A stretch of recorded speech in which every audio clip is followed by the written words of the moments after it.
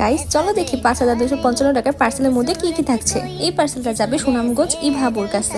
আপু আমাকে সন্ধ্যার দিকে নক দেয় আর বলে পিঙ্ক কালারের মধ্যে যা আছে সবকিছু দেখানোর জন্য।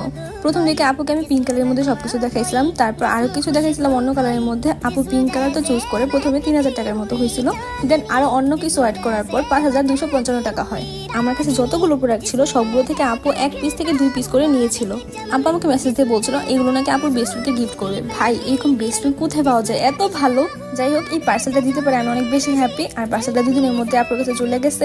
এই সবকিছুর মধ্যে সবথেকে বেশি ইন্টারেস্টিং ছিল হলো এই সানফ্লাওয়ার সেটটা। এটার মধ্যে তোমরা একসাথে 4টা জিনিস পেয়ে যাবা।